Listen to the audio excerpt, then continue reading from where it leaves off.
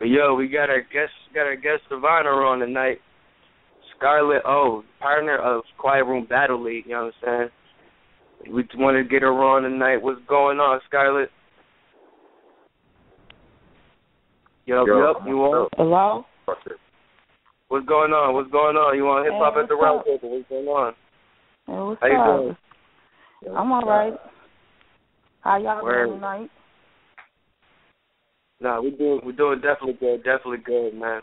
We were just talking about some battles coming up. You know what I'm saying? Boston Card, all that and such. Matter of fact, I don't know if you glad to got you on actually. Before we get into the He's Dead card, I wanted to ask you, have you been reading up on what's going on with this Battle of the Bay aftermath? No, I haven't been reading up on that. What's up with that? Well, from what's going on, we see that Teddy Grizzle didn't pay Thesaurus. He's not. I don't know if he didn't pay Rum Nitty.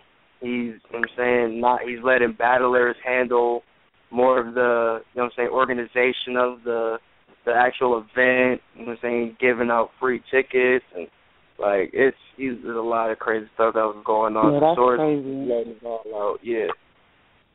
Yeah, that's crazy. You know what I'm saying? No Do you point think should it be nobody not getting paid? That shouldn't be happening at all.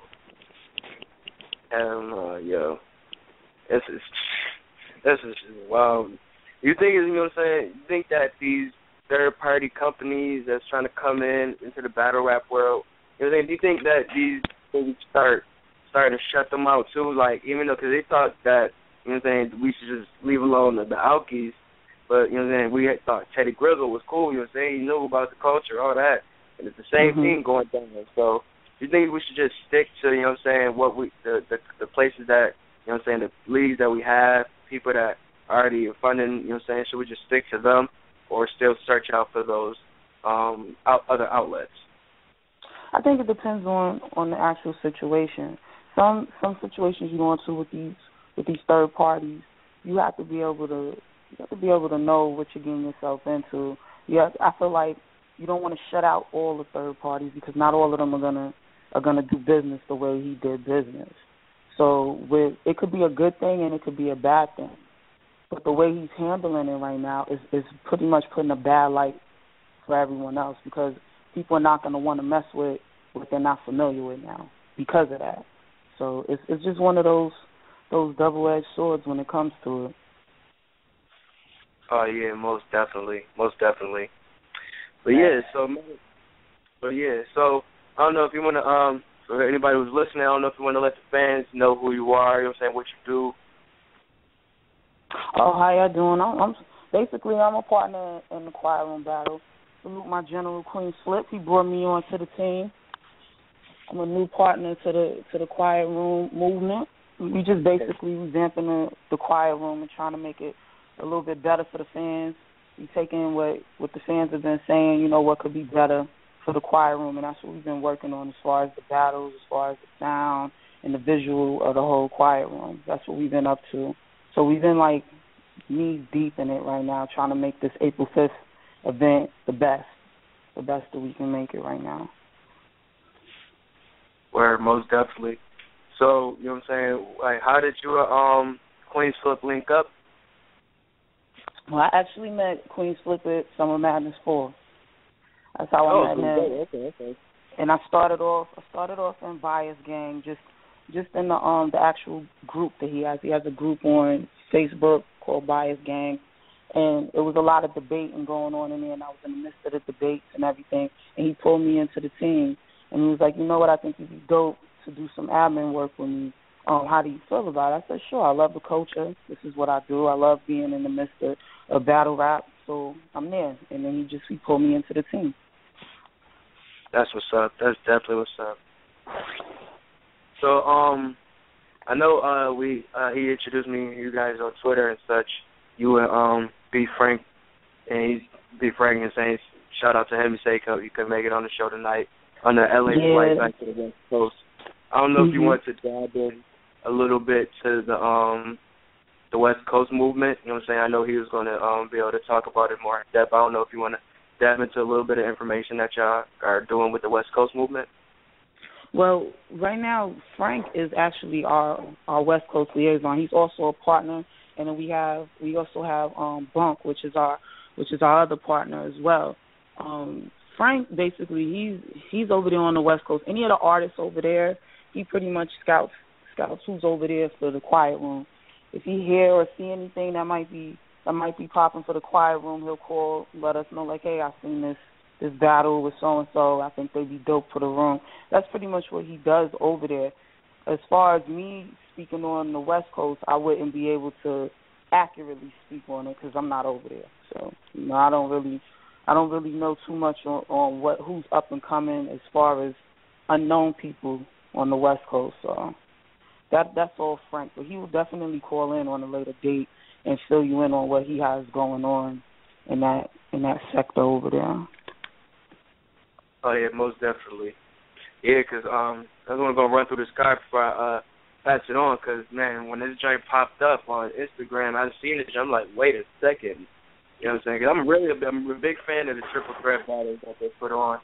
You know what I'm saying? Yeah. So, you know what I'm saying? How did what was the vision with this whole card? Queenzflip, his vision was to do something different. He wanted to do something different that he hadn't done in the quiet room. So he was like, let's try to put a card together that people wouldn't expect. Let's try to shock the fans. Let's try to do something a little bit different. So when he selected the battlers, basically he was like, how do y'all feel about so-and-so? And we would go and look them up. Like, we got one of the triple threats, Adi Boom, Daylight, and Chef Trez. So he basically had to let us know who he had in mind, and we had to go and, just do some looking at the battles that they had. We tried to put the different personalities together so it wouldn't be dull, so it wouldn't be boring. Daylight brings a real great energy to any battle. Adi Boom, dope lyricist, dope artist as well. He brings so much to a battle, and then you have Chef Trez who brings another still as well. So you put all of those three people into one battle, and you have an explosive outcome. So that's what the goal was, to have the fans' attention captured by this event, by these battles. We don't want to have the same people over and over again all the time because, that can drain the fans, looking at the same person all the time against the same type of individual. We wanted to break up the monotony and switch it up and put people against different people that you wouldn't expect. Oh, yeah, most definitely. I'm saying, looking at the card, I definitely agree with that. So with the green screen battles that y'all got going on, how are those? You know what I'm saying? I don't know if you already have the battlers making up the scenes, or cause I know they had a little thing with Daylight with the Dragon Ball Z thing, but that was a lot. Well, see, the green screen battles, I'm not going to give away. That's the surprise for the event, but it will be some dope backgrounds and different stuff going on there. But we don't want to give away everything that's happening. We want everybody to come out and see that and see what's going on for the green screen battle. Oh, okay, most definitely. Well, sure, I'm going to go ahead.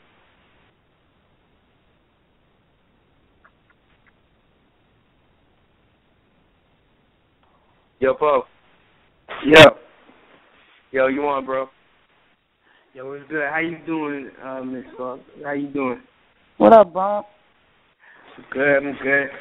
Yo, so what I want to ask you is, with all of the stuff, I know you said you can't really go into it and everything like that, but on your personal opinion, how do you feel it's going to affect the culture in a whole, like, as far as, you know what I'm saying, y'all bringing in something fresh, like you said, something that's more oriented to the fans and everything, and I salute y'all for that. That's pretty dope.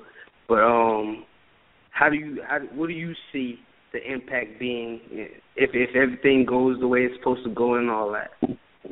I see it as a breath of fresh air for the fans because in the past, fans have been disappointed by a lot of different battles. No particular league, specifically that I'm hitting on. I'm just saying it, me being a fan as well, prior to me becoming a part of a team, I feel like it'll be a breath of fresh air. They can go in there and see something new and see something different, and it'll have a positive impact on the culture to give up-and-coming battlers a chance to be seen in a different setting and it'll give the fans a new outlook on it instead of looking at the same title people that they feel in their opinion. Because I personally don't feel anyone is outdated or tired, but you do have fans that feel like, okay, when are they going to bring the new school in? When are they going to bring new people in? So I think it's a very positive impact for the fans. I think they'll appreciate it.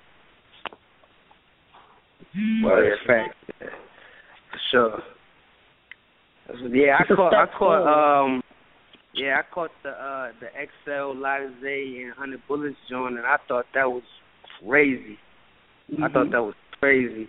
So, and with the Boston card, all of the stuff that we do know about it, like, I definitely think that it can be something amazing. Definitely. Yeah, yo.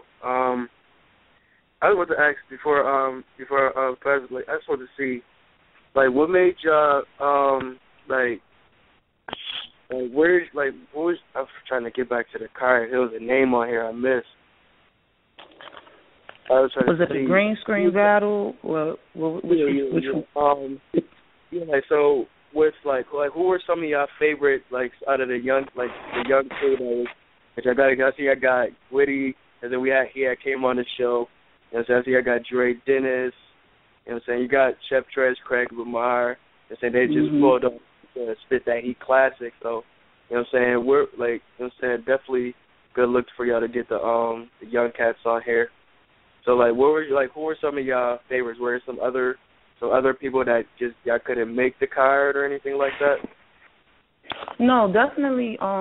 The way the card was put together, it was definitely with some of our favorites. Like, you know, I feel like Drake Dennis is dope. I feel like Automatic Ray is dope. Merrick City, you know, like, I think all of those guys are dope. So, like, Queenzflip, you know, he has his favorites as well too, or some that catch his eye and he throw it out there and we go with it. When we put the card together, it was based off of, you know, who we wanted to see and who we asked people within the Bias Gang group on Twitter, online, like, who would y'all want to see on the card, and people threw out names, and we took that into consideration, what the fans wanted, also the availability of these battlers, because a lot of them had other events and prior engagements going on. So mostly it was who we wanted to see, who the fans wanted to see, and who was available to put together on that card, and who matched well. Because if we had one battler and we wanted to see them with versus another battler, and that battler wasn't available for that date, we had to, you know, rearrange some things and get someone that was equivalent for them to be on that card with. So those things are what played a part in us putting the card together. Definitely the availability of the battlers, what the fans wanted, and our preferences as well. Oh, yeah, most definitely. Yo, Sinatra, bro, it's all you, big homie. Yo, Sinatra. Yo, hello, you can hear me? Yeah, what's up, Sinatra? What's good, Shorty? I wanted to know, like, what's your role in coming up with the battles and things like that? You said, like, you know, you just got added to the team, so do you give them a fresh, like, perspective you're tuning in, or do you even have a role in picking what battles, or, like, how battles are worked out? Like, what's your role with that? I do have a role in it. I have my opinion, because before I was a part of the team, I was just like everyone else. I was a fan. So my perspective on it is very, very regarded heavily by Queenzflip as well as the rest of the team, because I was once a fan. So I come with that fresh perspective as a fan as well as a business partner. So that's basically what my role is. When he comes to me with something as far as a battle, hey, I need to know what you think about this person and this person battling. If I don't know everything about that artist, I go and do my research. And I sit down and watch them, and I give him my opinion, and that's how we move. But I'm basically a fresh take on who's going to battle who, as well as my other partners. We all are, because we were all fans before we became a part of the team. Okay, so let me pick your brain and see where your battle rap mind is at. What's your favorite battle? Like, you know what I'm saying? Something you go back to and like, this shit was fire. My favorite battler, I'm a DNA fan. I'm a DNA fan. I'm a Charlie Clips fan. I'm a Briz Rothstein fan. Those are my battlers. I'm a good fan. What's your DNA battle? My favorite DNA battle? Yeah. It would have to be him versus Ill Will. I knew you was gonna say that. I knew it. It is, because I I feel like the reason why I feel like that because I feel like he was in rare form there. Also, no, now I can't even say that too because I liked him against Big T as well. I'm gonna say that. What about Diz? What about Diz? You said what about Diz? That's another one. So it's hard to pick because I feel like with Diz it was a lot of emotion with Diz because I feel like Diz was trying to bury him, but it just didn't happen that way, you know. Right. And with Ill Will, it was more so he was being doubted so heavily, and then he got up on that stage and he just proved them wrong. You know, Big T's battle, I feel like he got off lyrically with Big T. You know, so and Big T's dope. I love Big T as well as a battler. But yeah, he's definitely my favorite. He's definitely one of my favorites. Oh yeah, most definitely. So you have. Hold on. I got one more before I pass it on. So, you said you like DNA. Now, are you a performance person? Are you a bar? Like you said, you like Briz too. So you know, Briz got a lot of energy. Are you a performance? Are you a bar heavy? Like when you judge a battle, do you judge round by round? Like you know what I mean? I'm just trying to figure you out. I judge when I judge a battle. For me, I judge off performance. I judge off bars. Because at the end of the day, you can have bars for days, and I judge off of delivery. You don't know how to deliver those bars. You're gonna lose my attention. I'm speaking for me. You could have the hottest round there is known to man of your life. You could have the hottest round, but if you're not grabbing my attention with your delivery, I'm not gonna listen to you. I'm probably gonna start daydreaming or staring off somewhere. That's what happens, and that's just speaking for me. So I feel like Briz brings the energy that keeps you listening to what he has to say. You know what I'm saying? And I feel like DNA does the same thing. I feel like Clips does it too. And I feel like Goods does it as well. So that's why they're my favorite battles. They keep my attention every round. I could listen to them over and over and over again. They keep my attention. Okay. That's dope. Well, I'm going to pass it on, Shorty, but, you know what I mean, I appreciate you coming on the show and all that. Thank you. But no, I was just about to kind of continue on to what you were saying. I just wanted to see where your battle mind was at also. You know what I'm saying? I just wanted to see how was your battle of 2014. The best battle for me? Yeah. Of course, it was Clips and T-Rex for me. That was my favorite one of all time. Yeah, come on. Me and you was getting along with Sinatra. Me and you was getting along until right there. Like, That's me. Clips and T-Rex was my favorite one, and the only reason why it was my favorite one is because I feel like when he tried to go in personal on Clips, I love the way Clips handled him. Because I don't know if anybody else could have came back the way Clips did. No, I agree with you, but it's just like you ever seen somebody get shot in front of you, that shit is traumatic. So when I saw that shit, that's my favorite battle rapper. Like, that's my favorite battle. So when I saw him get shot like that, it was like I just seen the nigga like 5 minutes before he got killed. So it just hit my mind. I feel you. And I was there for that. I was there at the event. So, like, that was dope for me. Like, I loved watching that. I could watch that battle over and over again. That's why I said that. Out of all of the ones that I've seen this year, that one is my favorite because I can watch it and never get tired of it, ever. It was worse in the room, though. Like, in the room, you got to understand, it was so hard to watch. You know, niggas, like, they don't show it on the video, but, like, when Son was, like, you know, when Rex was going way too short, you know what I'm saying? Like, you already knew before the nigga said, you know, I just want to say, like, you know, it took me a lot to come here. You knew then. It was like, oh, that's shit. Defeat. That's the feat right there. Yeah, right there. It was like that's my clutch. That's my crutch. You know what I'm saying? So that was tough to watch. Like I said, man, just chill, man. I saw my man get shot in front of me. It still fuck with my mind. It's still fresh. It wasn't even a year ago. Calm down. He'll redeem himself though. Rex is a dope battler too. You know, he bounced back. Like this is Rex we talking about with Clips. There's not too many people that can stand in front of Clips. You know what I'm saying? So he's definitely the one. Battler in the world. After that, Rex is just the second best battler in the world. You know what I'm saying? Oh man, chill, bro. Come on. Man. Yeah. You gotta chill. You're reaching. You gotta relax. Listen, I know DNA beat the nigga in the one rounder, but calm down. He was playing. You know what I'm saying? Nah. He lost to Show Gotti though. He lost the shoulder.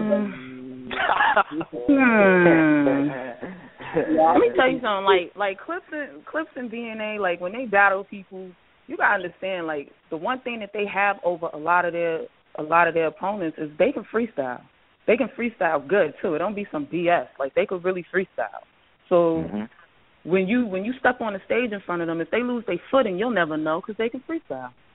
You know, and that's what makes them two one of my top favorites right there. Because them two, they do you know, something that's mainly the essence of battling. They freestyle. You know, and in the beginning, that's what it was, freestyle. So like I fucks with them heavy when it comes to battling. Those two right there. So yo, man, let me ask you this though: who do you have winning, DNA or Tay-Rock? Who do you have? Honestly.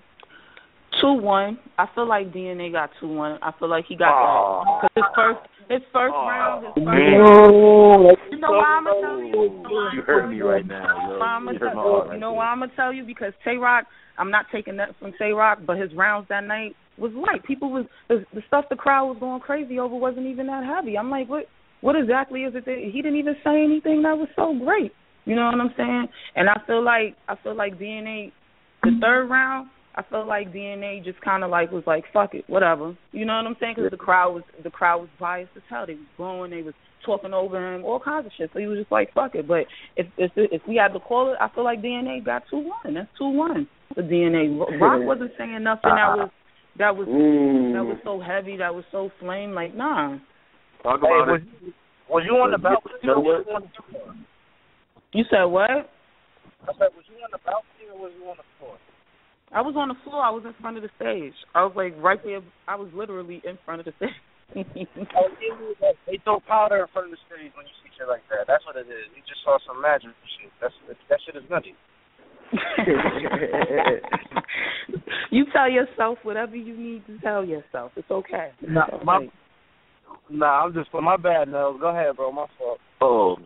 I mean, I was just gonna, piggyback off of that shit, yo. I mean, honestly, I got Tay-Rock too. When I think DNA got that, he got that second, but that wasn't Tay-Rock's best shit. It wasn't.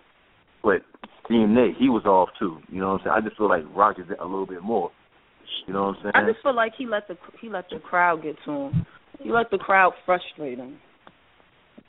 Yeah, true. And then also, if you watch that shit, DNA's back was turned to the crowd the whole time. I'm like, yo, that fucking body language. It was in the third round. He turned his back. He turned his back in the third round. That's why I said I feel like he let the crowd get to him. He let the crowd aggravate him.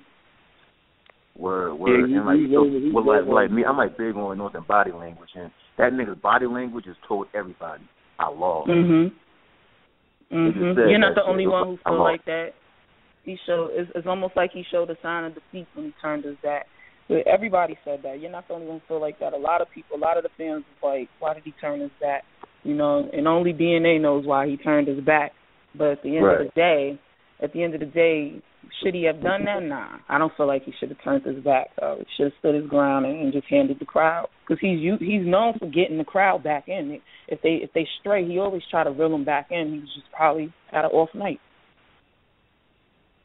Yeah, I feel that. Honestly, I think it was that fucking tight ass shirt he had on, possibly. You know what I'm saying? I don't know. Now, let me ask y'all this: do y'all feel like what battlers wear play a part in how people are going to receive their bars? Do you think people are focused on what they got on more than what they saying sometimes? I think it really depends. Yeah. It depends. It has to be like when DNA wore those, like when he be wearing those like Twitter, Facebook, like mobile clothing shop clothes. Like with little emojis and such, like I don't know what whose Twitter page you be getting them off of, but them joints, he got it. Them stuff like that is too noticeable. Like, come on, bro. Like if you out wearing some if you wearing some loud, crazy loud, Big T at Ether, come on, you can't be out here wearing these solid colors, not you, bro. And just go take away, because maybe that's just me. I was crying when I seen him. They was putting up the memes saying he looked like the girl from the Willy Wonka joint. I was crying. So I don't know. Maybe it just depends on the person. You know what I'm saying? I just I don't take it into the battle. I just laugh at it sometimes. You know what I'm saying? But when they were saying like DNA come with the same hoodie every time, like I didn't take it into account towards the battle. I just thought it was something funny. You know what I'm saying? But some dudes do be coming crazy dirty though. I ain't gonna lie. Yo. What was funny was when Big T battled K-Shine. That nigga had on 2 shirts. Like, the other one wasn't big enough and shit. So he had to put on 2.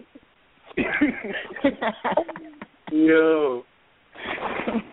Hey, yo, but if you think about, like, when Hollow did and Bill Collector even tried it, sometimes it play a good part. Like, when Hollow battled Hitman and he had on all them shirts. Yeah, and that's what you're talking about with that. You know what I mean? Brandon. He was Brandon. Sometimes it's good. Some people it work for. You know what I mean? Yeah. Especially if it's part of their whole performance for them to wear certain stuff. I can see what you mean by it works for them. I don't know. Hollow need to start picking up some new glasses though. Like you do keep wearing them old Jermaine Dupri glasses in his videos and such. Yeah.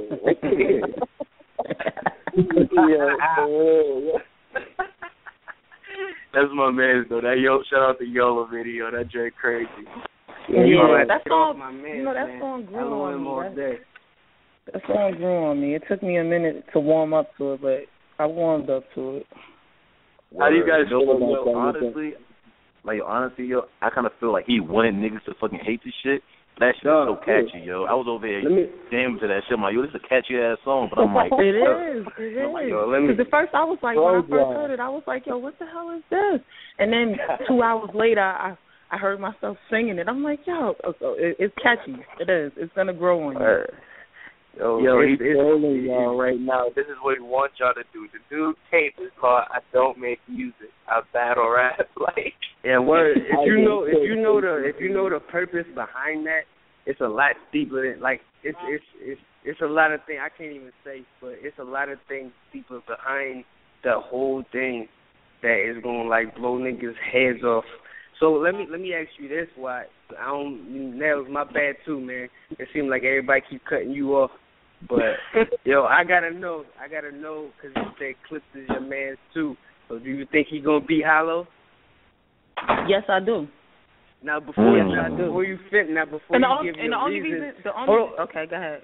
No, my bad, but I just want to say something that you said. You said that one of the reasons why you like DNA and Clips so much is because of their freestyle capability, which you said was the essence. Now, can you deny that Hollow is one of the best, if not like the top, especially URL, one of the top people with freestyling and rebuttal and all that? I can't deny that. Hollow is definitely the man.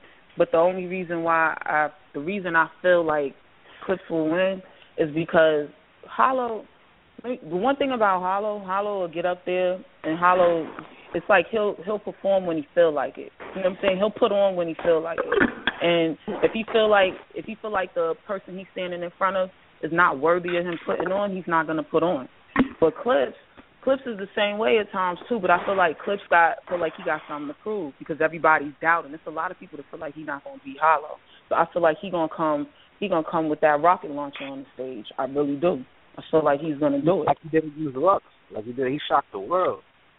I can respect that, but I mean, like how you feel about them, Hollow my man, you know what I mean? But beyond that, I feel like the same thing you said for Clips, I feel about Hollow, minus maybe not a lot of people saying that he gonna lose, but it's a lot of people that don't feel he's where he's at, he's supposed to be there. They don't feel he deserves that. So beating Clips is like the solidification for all that. It shuts everybody's mouth. And that's how I feel he gonna go in there with it. You know what I mean? And then you gotta take in consideration this Joe Budden thing that he got looming over his head a little bit. Yeah, because people feel like he shouldn't have had the struggle that he had in that battle at all. He was struggling, and he shouldn't have. So it's looked at, if you struggling with Joe Budden, what you think you're gonna do with Clips? And that's how people's looking at it. That's where the illusion was. If you go back. Yeah, I don't ever think he was struggling. I don't think he was struggling. I think he was just trying to angle that nobody was catching at the moment. Word. You know what I'm saying? I never thought that what it was struggling. Yeah, that's I exactly feel like what it he was, struggled but a little bit because it's like when you use an angle that nobody's catching, then you're gonna have to do something else real quick to grab their attention. Because I'm not gonna lie, when I watched him battle Joe Buttons, it was boring as hell. It was the most boringest battle I looked at on that whole shit. I was like, oh my God, if he don't get to the punch already, like hurry up. Like it was boring. Him and Joe Buttons, they both was boring. And that's the majority that's saying that. So you got to think about that. If that's what the majority's saying, then that's a big enough chip. And like you said, he show up when he feel like somebody worthy. There's no way he can take clips lightly. He knows that. You know what I mean? That's the reason why I feel he gonna win. But I respect you. I respect you, and I respect your decision. You know, and your choice. Thank you. But 2-1 Hollow LOM all day. Yeah, I was about to say, no, he don't. You're about to do that. Nah, I do. I definitely do. But, you know, I rock for my man just like you rocking for your man. You know what I mean? But don't get me wrong, of I don't feel like Hollow's gonna get 3-0'd though. I don't feel like that. I don't feel like he's gonna get up there and get killed. I just don't feel like he's going to beat Clips. And if he does, it's going to be debatable as hell. I just don't feel like he's going to beat Clips. Taking nothing from Hollow. Hollow's the man. He's where he's at for a reason. But I just don't feel like he can stand in front of Clips and 3-0 Clips or anything. Clips is going to give him a problem. He's going to give him a problem. Facts. I agree with you. And I also feel like it's going to be a 2-1. I just happen to feel like it's going to be Hollow. That's all. That's the only difference. It can go either way. Yeah, I feel you. I feel, honestly, it can go 2-1 either way. I just don't see Clips getting killed at all. Word. Facts. Facts. I agree. I will agree with that. But he's not going to do no killing that night either. I mean, Hollow's going to take some shots. I'm telling you right now, Hollow's going to take some shots. He's going to take some bad wounds there. I'm telling you. Yo, I was thinking about this show. I think the only way that he'll be able to try to clearly a clear 2-1 or clearly win a round with Charlie, he's gonna try to have to be able to find that angle that's gonna be able to take the crowd away from Charlie. You gotta take the crowd. Then he's gonna need a magician because that's what Charlie does. He grabs a crowd. He has to do that with Lux. You know what I'm saying? After that Summer Madness 2. Who thought the fans was going how would take the fans away from Lux like that? But he did it. You right. Did it. I give you that one. Fact. And to piggyback on that, with Clips, I think this is how it's gonna go. My personal prediction. I think that it's gonna come down to if he can lure Clips into that rebuttal game, that freestyle game, and make Clips feel like he gotta prove that he's better at that too. That's when Clips is gonna lose, because he's gonna lose that. I think Clips is one of the best, but he's going to lose that. Because in his past recent battles, when he starts freestyling, he's not been looking sharp no more. You know what I mean? It's been cool, but it ain't been sharp no more. So if he come in there like that against the king of rebuttals, arguably, that's how he's going to lose. I feel like that's how he's going to lose, because I think he schemes better than a lot. Yeah, he does. And I don't really know too many personal angles either one of them can go. So you got to take that pretty much out of the equation. So it's going to come down to bars and then rebuttal if he can lure him into that. I think Clips is going to be smart enough to not freestyle that much and go with bars. Of course. I feel like Clips knows who he can freestyle with and who he should not freestyle with. Everybody that he freestyle against has not posed a real threat to him in a round when he did it. I feel like he knows who to do it with. That is why he's going to want to do it. He's going to be sitting there. I say it's going to happen. It's probably going to be a second round. And if he starts feeling like, yo, I got to let him know, and he's going to do it, and it's not going to come off good, I really think the coin toss is going to choose who. That's real. The coin toss. You know what? I never even thought about it like that. But you're right. The coin toss really might it's going to set the tone for who's going to have. I was just going to say that shit, yo. Whoever goes second, got that little edge. Yo. I was just going to say that shit. Whoever goes second, going to have that edge, yo. Because, Hollow, when that nigga freestyles, he doesn't do it as much as for Clip. But when that nigga does it, that shit stings, my nigga. Like, he comes with it hard, Paul. You know what I'm saying? Like, he really goes with it. You know what I'm saying? So whoever goes second, I think might even edge to like whole battle. Whoever goes second. I think it'll be classic though. Either way, it's gonna be a classic battle. Oh yeah, yeah. Sure. Yeah. I mean, I got all 2-1, but you know, classic though. Classic. I don't know about all that, but we'll see. Nah, I mean, I did. You know what I'm saying? When we talked about this battle for the first time, you know what I'm saying? Oh yeah, matter of fact, people keep watching that battle. That battle is gonna be leading up to our first 1,000-view episode. So that Final Four debate, keep checking that joint out, most definitely. But that first inspired by your boy. Yeah. Now you want to come in and now you want to pop in. Yeah, man. You know, I play the cut. I play the cut. Y'all niggas is doing the damn thing right now, though. Yeah, but that Holler the Down versus Charlie Clips. Yeah, it's gonna come down to that. You got link. You already know. To be honest with you, I'm not doing no pre-judgment on this battle. Who's gonna win, who's gonna lose. I really want to see this shit. Then I'm gonna determine what's going on from there. Yeah, you